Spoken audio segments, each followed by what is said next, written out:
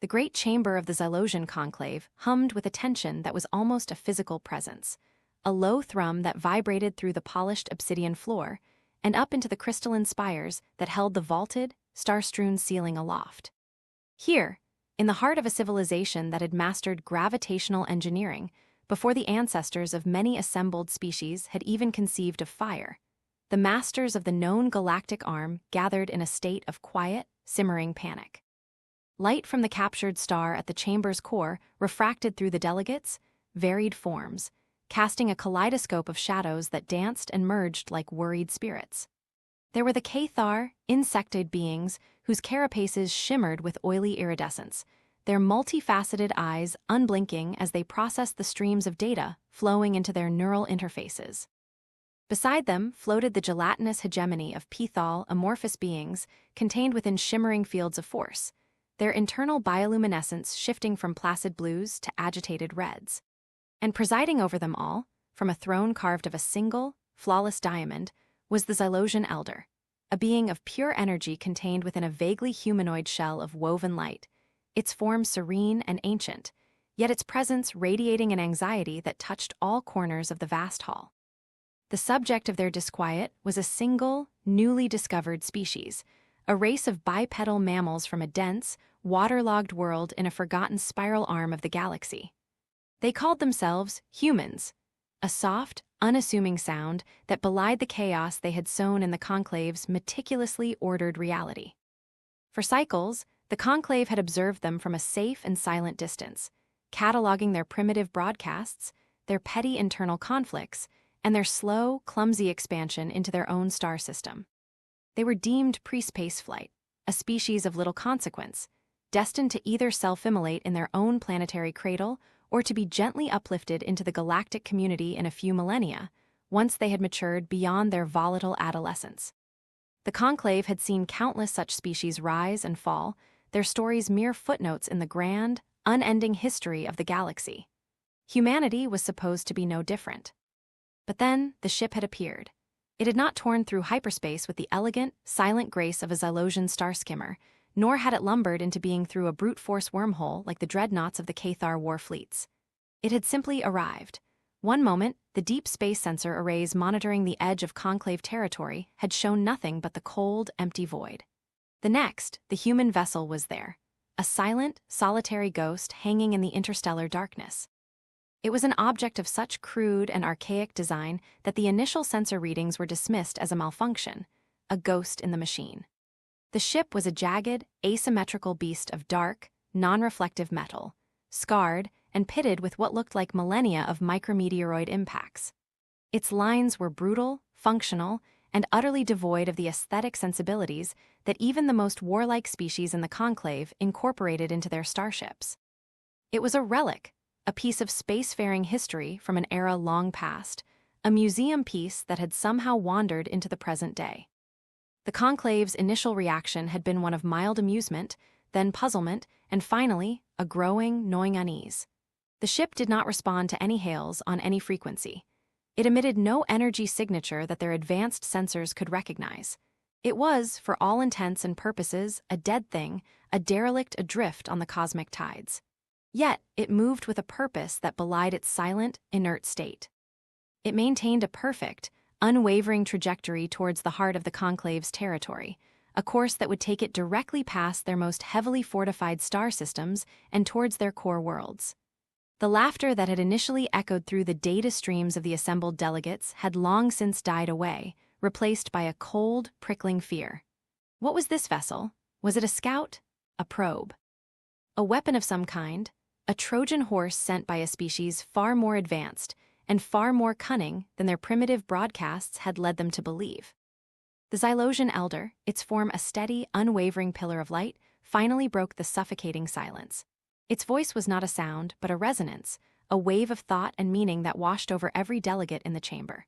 The human vessel continues on its course, unwavering. Our long-range scans remain inconclusive. The ship's hull composition is an alloy of metals we have not seen in a million cycles. Its power source is silent. Its drive system leaves no detectable wake. It is a ghost, a phantom, and it is invading our space. A Cathar delegate, its chitinous limbs clicking nervously on the polished floor, projected its thoughts into the shared psychic space. Inconclusive, Elder, our finest deep scan arrays can map the quantum foam of a naked singularity from 1,000 light-years away. How can a primitive metal shell defy our sensors? The humans are a young race, their technology barely post-industrial. This ship, it cannot be theirs. It must be a relic of a precursor race, a derelict they have somehow salvaged and sent blundering into our territory. The Cathar's thoughts were laced with a mixture of arrogance and a fear it was trying desperately to conceal. The idea of a precursor artifact, a piece of technology from one of the legendary first ones who had seeded the galaxy with life, was a concept both tantalizing and terrifying. Such technology could rewrite the laws of physics, could unmake stars and reshape galaxies. In the hands of a species as volatile and unpredictable as humanity, it was a catastrophe waiting to happen. The representative of the gelatinous hegemony, its form rippling with agitated crimson light, pulsed its own contribution to the debate. Or perhaps, Cathar warlord, we have underestimated these humans. Their broadcasts, we dismiss them as primitive entertainment, as the chaotic noise of a nascent intelligence. But what if they were a deliberate deception? A camouflage to hide their true nature? What if this ship, this ancient relic, is a deliberate statement? A demonstration of a technology so advanced it appears to us as primitive, just as the intricate patterns of a snowflake might appear as simple chaos to a being that cannot perceive its structure. This thought sent a fresh wave of unease through the chamber. The conclave had built its power, its very civilization, on the foundation of its technological and intellectual superiority. They were the apex predators of this galactic arm, the inheritors of a legacy that stretched back for eons. The idea that a species they had dismissed as little more than clever apes could possess a technology that was beyond their comprehension was not just unsettling, it was a fundamental challenge to their very identity. The Xylosian elder's light softened, a gesture of calming reassurance that did little to quell the rising tide of fear. We have dispatched a fleet to intercept the vessel, our finest ships, our most experienced crews. They will surround the human ship, contain it, and if necessary, neutralize it. We will not act with aggression, but we will not allow this anomaly to penetrate further into our space. We will have answers. The silence of these humans will be broken. But as the elder spoke, a new set of data began to stream into the chamber, displayed on the vast, holographic star charts that floated in the air above the delegates. A collective gasp, a chorus of psychic shock, rippled through the assembly. The conclave fleet, a magnificent armada of sleek, powerful warships that could sterilize a continent or crack a moon with their focused energy beams, had arrived at the designated intercept point. They had surrounded the human ship, a swarm of graceful, deadly predators closing in on a lumbering, archaic beast. And the human ship had not reacted. It had not changed course, had not raised shields, had not powered up any visible weapon systems. It simply continued on its silent, inexorable path, as if the mighty conclave fleet was nothing more than a swarm of insignificant insects. The commander of the conclave fleet, a veteran Cathar warlord with a carapace scarred from 100 battles, sent a frantic, high-priority message back to the conclave. His thoughts were a chaotic jumble of disbelief and a dawning, terrible respect. The human ship, it is ignoring us. We have hailed it on every known frequency, from simple radio waves to gravimetric pulses. We have bathed it in our most powerful sensor scans. We have even fired a warning shot across its bow, a focused beam of plasma that could have slagged a small asteroid. It did not even register on their hull. The energy simply dissipated. There was no shield flare, no absorption signature, nothing. The ship it is like a shadow, a hole in the fabric of reality, and it is still moving towards Xylos. The fear in the chamber was no longer a quiet, simmering undercurrent. It was a palpable, suffocating presence, a cold hand gripping the collective heart of the conclave. The laughter that had greeted the first images of the ancient, human warship now seemed like the naive folly of children who had just stumbled into the lair of a sleeping dragon. The ship was not a relic. It was not a derelict. It was something else entirely, something ancient and powerful and utterly alien to their understanding of the universe. And it was coming for them. The silence that followed the Cathar commander's report was heavier, more profound than any that had come before. The delegates, the masters of the galaxy, were at a loss. Their technology, their military might, their eons of a coup. mulated knowledge, all of it was meaningless in the face of this silent, implacable enigma. They had underestimated humanity, and they were beginning to realize that this mistake might be their last. The Xylosian elder, its form now a dim, sorrowful blue, finally spoke again, its voice a whisper that carried the weight of a dying star. What are they? What do they want? And what have we awakened? The questions hung in the air, unanswered, as the holographic image of the lone, dark ship continued its slow, steady journey towards the heart of their civilization, a harbinger of a future they could no longer predict, a future that was no longer their own. The age of the conclave was ending, and the age of humanity was about to begin. As the human vessel drifted deeper into conclave territory, a silent, unyielding specter against the tapestry of nebulae and distant galaxies, the initial panic within the great chamber began to curdle into a more complex and corrosive blend of emotions. Fear remained, a constant, low thrum beneath the surface of every thought and debate, but it was now intertwined with a grudging, terrifying respect, a deep-seated intellectual frustration, and a burgeoning, almost heretical curiosity. The conclave's most brilliant minds, its most seasoned military strategists, its most profound philosophers, all found themselves utterly confounded by the sheer, simple reality of the human ship. It defied their understanding not through overt displays of power, but through its profound and absolute silence. It was a void, a question mark rendered in scarred, ancient metal, and its presence was forcing the assembled delegates to question the very foundations of their own power and knowledge. The Cathar, a species defined by their martial prowess and their rigid, hierarchical society, were particularly incensed. Their war fleets, the pride of their civilization, the instruments with which they had carved out an empire, were rendered impotent, their most advanced weaponry as useless as primitive projectile launchers against the human ship's silent, unyielding hull. The Cathar delegates in the chamber, their carapaces twitching with repressed aggression, argued for a more forceful approach. They proposed overwhelming the human vessel with sheer numbers, with a coordinated barrage of firepower from every ship in the conclave's arsenal. They spoke of gravimetric torpedoes that could warp spacetime itself, of quantum phase disruptors that could tear a ship apart at the atomic level. But even as they spoke, their own military analysts were feeding them a constant stream of data that made their proposals seem like the desperate flailings of a cornered animal. The human ship's hull, the analysts reported, was not just passively absorbing their energy weapons, it was actively nullifying them. It was as if the very laws of physics behaved differently in the immediate vicinity of the vessel. The energy of their weapons was not being blocked or deflected, it was simply ceasing to exist. This revelation sent a fresh wave of dread through the chamber.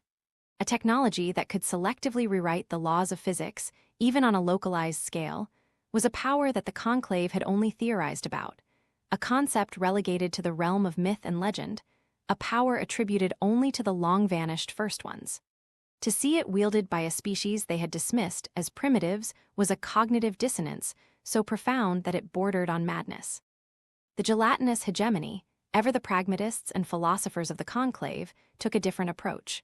Their representative, its internal bioluminescence now a calm, contemplative green, pulsed a new line of reasoning into the shared psychic space. We are approaching this problem from the wrong perspective. We are a collection of civilizations that have achieved dominance through the mastery of energy and matter. We build, we conquer, we expand. Our power is defined by our ability to impose our will upon the universe. But what if these humans, what if their power is derived not from imposition, but from acceptance? From understanding, their ship does not fight our weapons, it simply persuades them not to exist. It does not overpower our sensors, it simply asks them to see nothing. This is not a technology of force. It is a technology of philosophy. This idea, so alien to the conclave's way of thinking, was met with a mixture of skepticism and a dawning, reluctant understanding. The hegemony's words painted a picture of a species that had evolved along a completely different technological and philosophical path. A species that had perhaps unlocked secrets of the universe that the conclave, in its arrogant pursuit of power, had overlooked. The silence of the human ship was no longer just a mystery. It was a rebuke, a silent judgment on their entire civilization. While the delegates debated and theorized, the human ship continued its journey, its pace unhurried, its course unwavering. It passed through the conclave's most heavily defended star systems, gliding past orbital fortresses armed with planet-cracking weapons and fleets of warships that could have laid waste to a lesser empire. It ignored them all, a silent king passing through a crowd of noisy, inconsequential courtiers. And with every light year it traveled, the legend of the silent ship grew, spreading through the conclave's networks like a virus, a whispered tale of a ghost ship from a forgotten age, crewed by a species that had mastered the fundamental secrets of existence. Finally, the ship reached its destination. It did not enter orbit around Xylos, the radiant capital world of the conclave. It did not approach the planet itself. Instead, it came to a halt in the empty space just beyond the orbit of Xylos's outermost moon, a silent, solitary sentinel in the velvet darkness. For days, it simply hung there, motionless, silent, its presence a constant, oppressive weight on the collective consciousness of the conclave. The delegates in the chamber watched and waited, their debates and arguments exhausted, their fear and curiosity now locked in a tense, silent stalemate. The entire galactic arm seemed to be holding its breath, waiting for the humans to make their move. And then it happened, not with a flash of light or a roar of engines, but with a simple, elegant, and utterly terrifying display of power. A single, almost imperceptible pulse of energy emanated from the human ship. It was not a weapon, not a communication, not anything that the conclave's sensors could readily identify. It was more like a sigh. A gentle, cosmic exhalation that washed over the entire Xylos system. For a fleeting moment, every piece of advanced technology in the system simply stopped. The lights on the orbital fortresses flickered and died. The engines of the warships fell silent. The sophisticated sensor arrays that had been scrutinizing the human ship for weeks went dark. Even the crystalline spires of the conclave chamber itself seemed to dim, the captured star at its core losing some of its brilliance. The silence that followed was absolute, a profound and terrifying stillness that was broken only by the frantic, panicked thoughts of the millions of beings in the system who had suddenly been plunged into a state of technological helplessness. The conclave, a civilization built on the bedrock of its technological supremacy, had been disarmed, neutered, rendered powerless by a single, silent pulse from a ship they had once laughed at. And in that moment of absolute, terrifying silence, the humans finally spoke. A single, clear, and perfectly modulated voice, speaking the Xylosians' own complex, resonant language, echoed through the suddenly reactivated communication systems of the conclave chamber. The voice was calm, serene, and utterly devoid of any hint of aggression or malice. It was the voice of a being who was in complete and total control of the situation, a being for whom the display of power that had just crippled an entire star system was a trivial, almost casual act. "We are humanity," the voice said, the simple words carrying the weight of a revelation that would forever alter the course of galactic history. "We have come to talk." The sudden reactivation of the conclave systems was almost as jarring as their deactivation. The lights in the chamber flared back to life, the holographic star charts shimmered into existence, and the low hum of advanced technology returned, a familiar and now strangely comforting sound. But the comfort was fleeting, replaced by the cold, stark reality of what had just transpired. The humans had not just disarmed them, they had demonstrated a level of control over the fundamental forces of the universe that was, to the conclave, indistinguishable from magic. They had not used brute force, they had simply rewritten the rules of the game. The voice, calm and impossibly patient, waited for the chaotic storm of panicked thoughts in the chamber to subside. It did not need to raise its volume or repeat its message.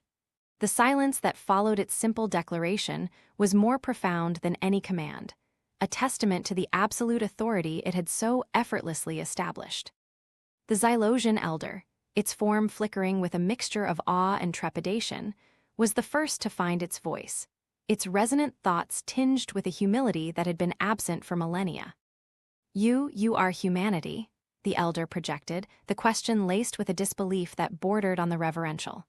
"The species from the water world, the primitive broadcasts, the internal conflicts, we believed you were children." A soft, almost melodic chuckle echoed through the chamber, a sound that was both disarming and deeply unsettling. "All species are children at some point, elder. We were no different. You were observing our cradle, a time of chaos and growth, of great art and great folly. We have grown since then. The sea. Implicity of the statement was devastating.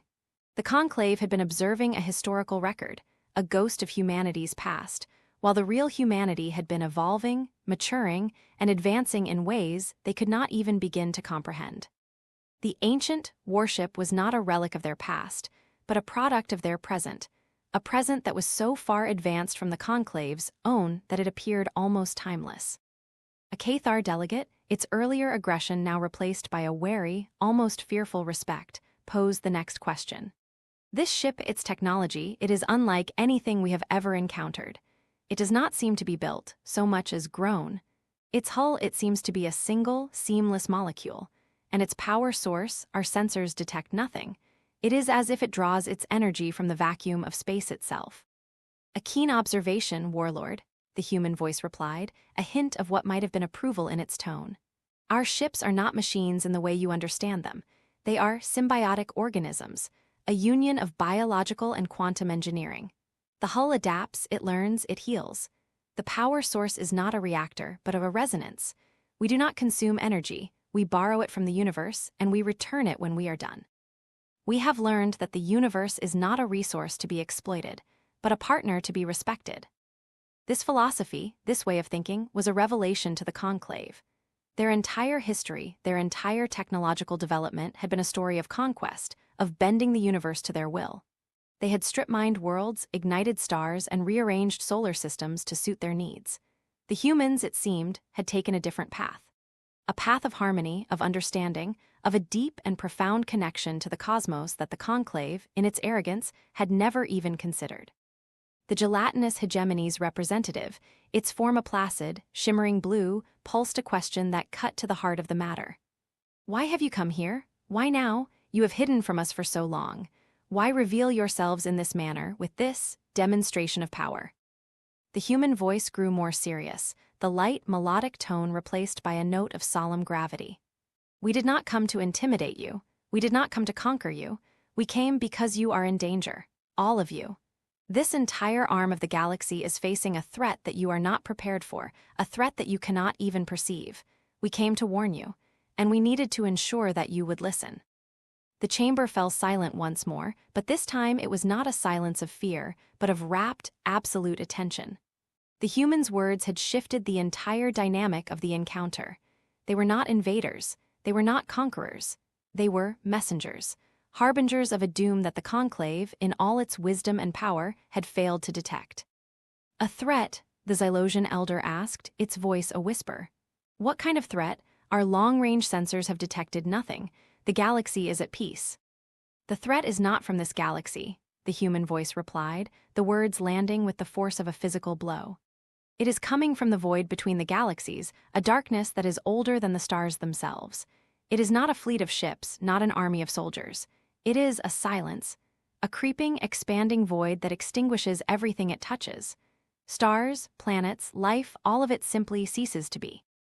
We have been tracking it for centuries, watching as it consumes galaxy after galaxy, a relentless, unstoppable tide of cosmic entropy. And now, it is coming here. The holographic star charts in the chamber shifted, the familiar map of the galaxy replaced by a terrifying, large-scale cosmological model. It showed their own galaxy, a familiar spiral of light and life, and then, at the edge of the display, a creeping, amorphous patch of absolute blackness, a hole in the fabric of reality that was slowly, inexorably expanding. The conclave's finest astronomers and astrophysicists had never detected it, because they had been looking for energy, for matter, for something. They had not been looking for nothing, an absence, a void. We call it the Great Silence, the human voice continued, its tone now laced with a profound and ancient sorrow. It is not a living thing, not a conscious entity. It is a fundamental principle of the universe, a final, inevitable decay. But its arrival in this cosmic neighborhood has been accelerated. Something is guiding it, something is using it as a weapon, and we believe we know what. The human ship, the ancient warship that had been the source of so much fear and confusion, finally revealed its true purpose. A section of its dark, scarred hull seemed to melt away, not opening like a door, but simply ceasing to be solid, revealing a chamber within. And in that chamber, bathed in a soft, ethereal light, was a single, elegant object. A probe, ancient and battered, covered in markings that were utterly alien to any known galactic language. This probe, the human voice explained, is a relic of a civilization that we call the precursors. They were the first ones, the beings who seeded this galaxy with life, billions of years ago. We found this probe adrift in interstellar space, a message in a bottle from a long-dead civilization. It tells a story of a great war, a war against an enemy that came from the void, an enemy that wielded the great silence as its ultimate weapon. The precursors fought and they lost. Their civilization was erased, their worlds consumed by the void.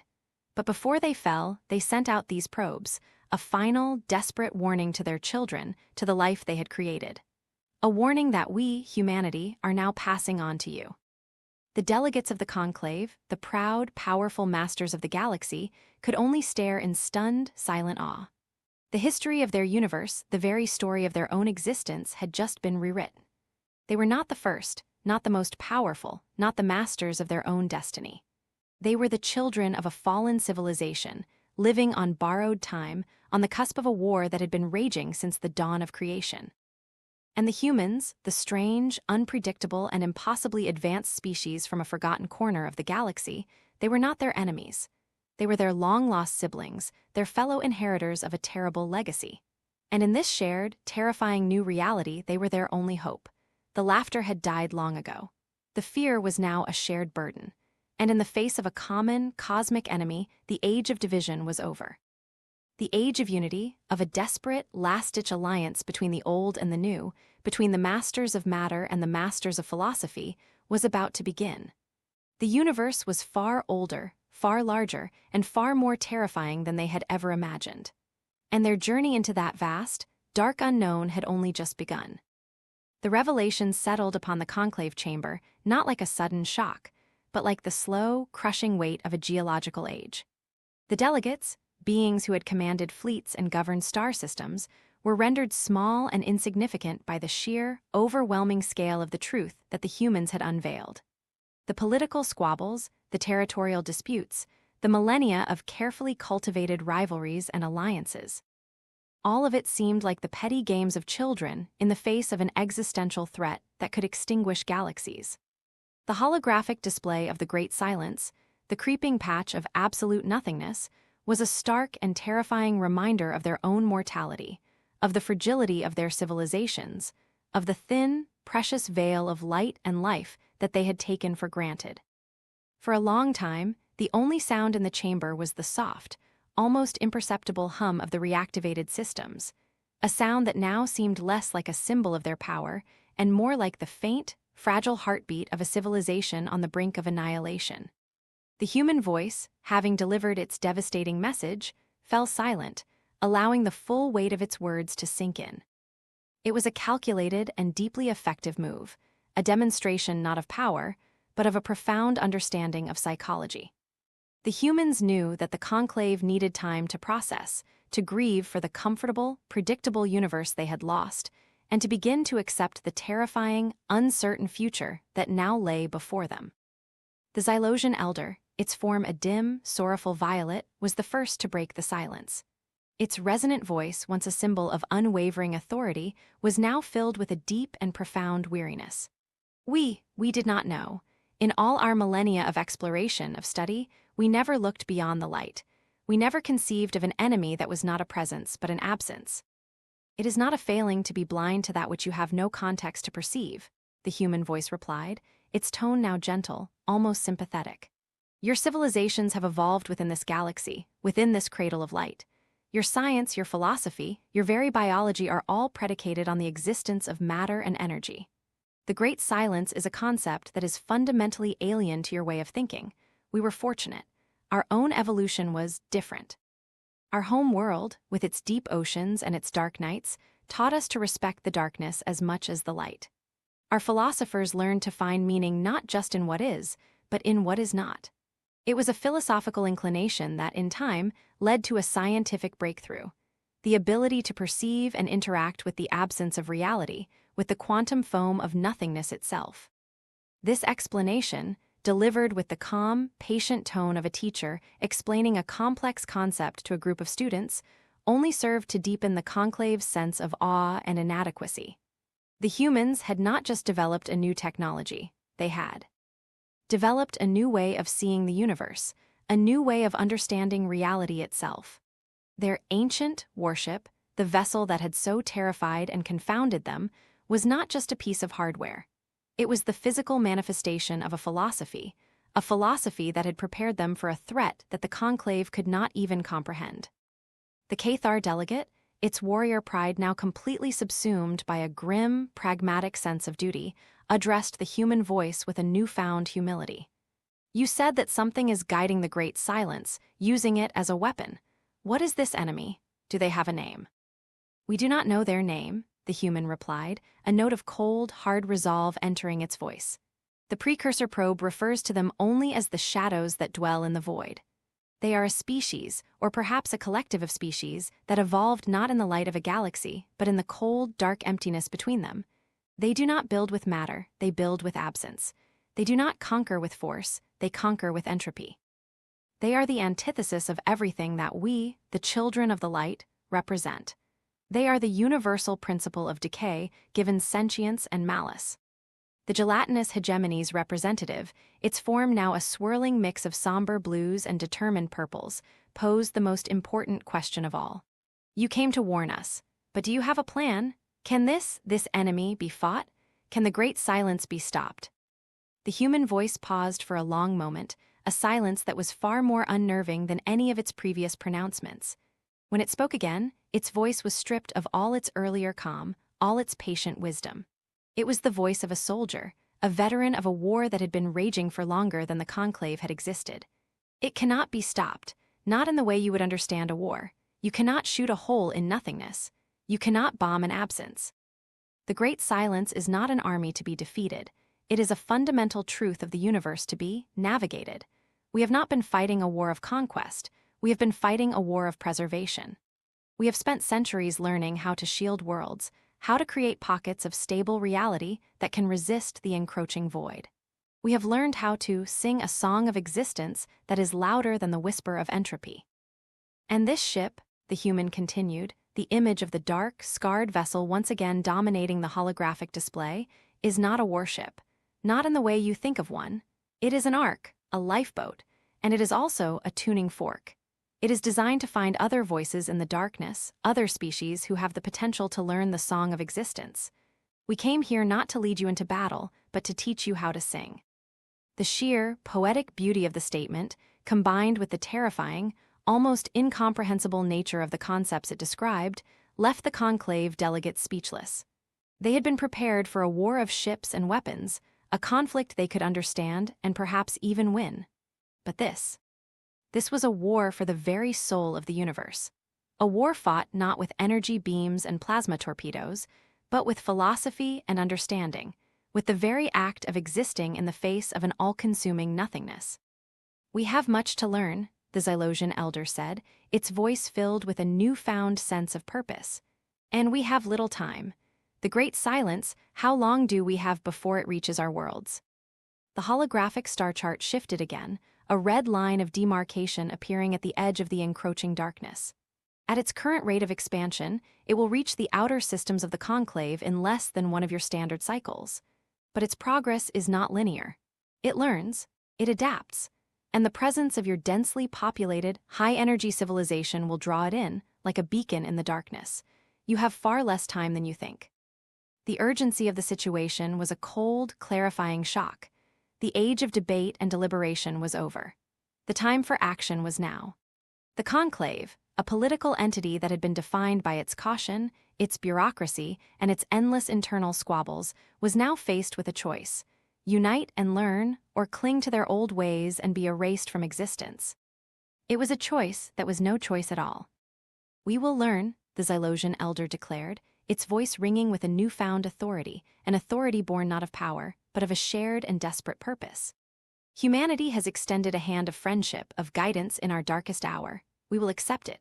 We will create a new conclave, an alliance of all the species of this galactic arm, united not by a desire for power, but by a shared will to survive. We will learn your song. we will add our own voices to the chorus. And we will face the great silence together.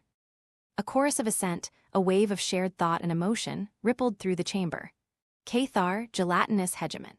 Y, Xylosian, and a dozen other species, all ancient rivals, all proud and powerful civilizations, set aside their differences in the face of a common, cosmic foe. The old world was gone, consumed not by the great silence, but by the dawning of a new and terrifying truth. A new world, a new alliance, a new purpose was being born in its place.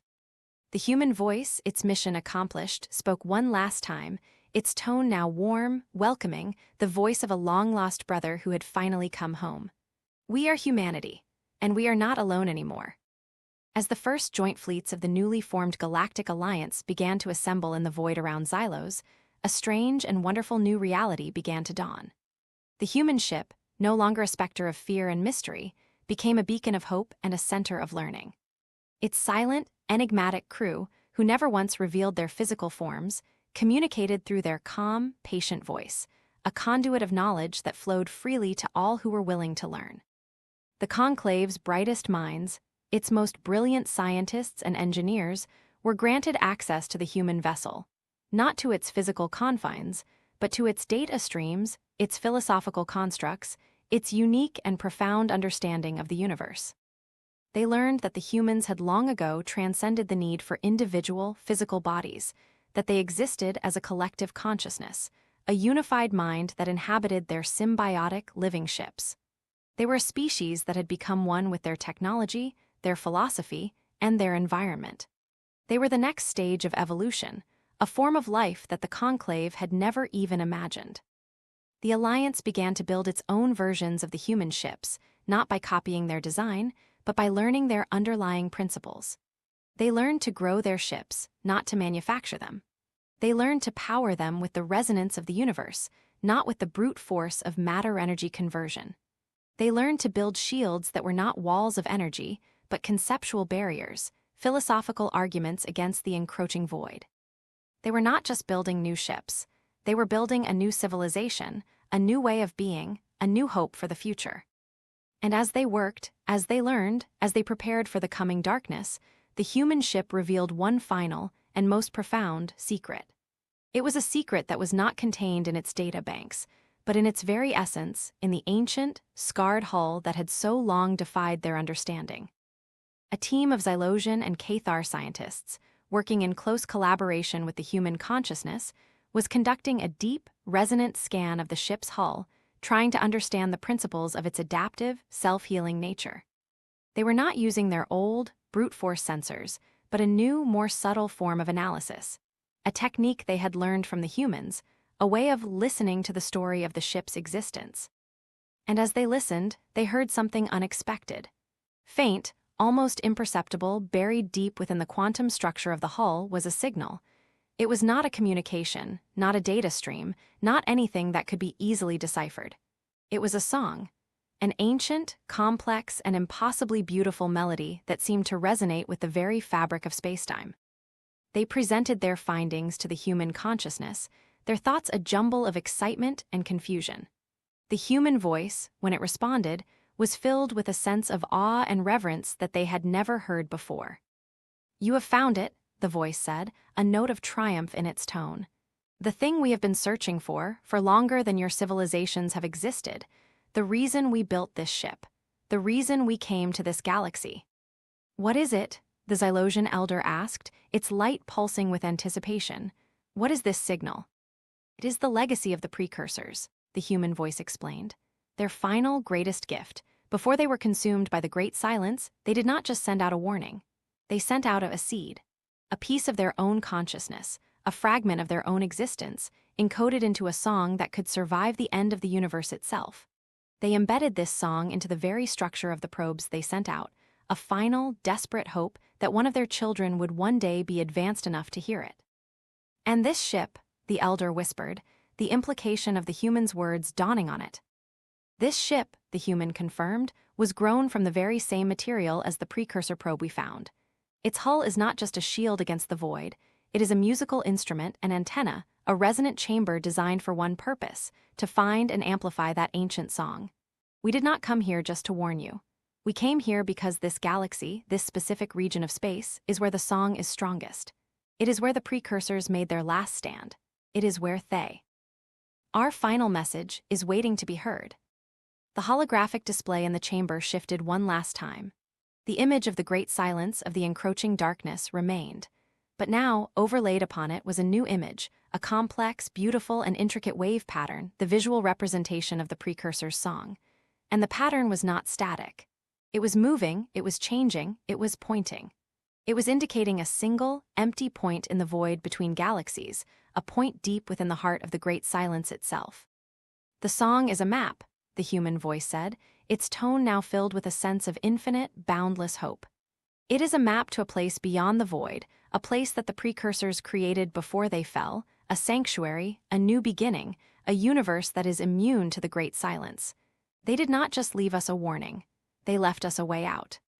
The delegates of the newly formed Galactic Alliance stared at the image, at the song, at the map to a place beyond the end of the universe. The laughter that had once greeted the ancient human worship was now a distant, forgotten echo of a past that no longer mattered.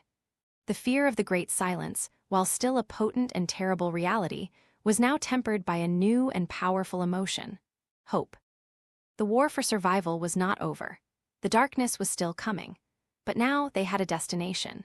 They had a purpose. They had a song to guide them. And as the combined fleets of a dozen species, old and new, began to prepare for a journey into the void, a journey to a new and unknown home, they knew that they were no longer just the children of a fallen civilization. They were the inheritors of a legacy, the keepers of a song, the guardians of a future that had been bought for them at an unimaginable price.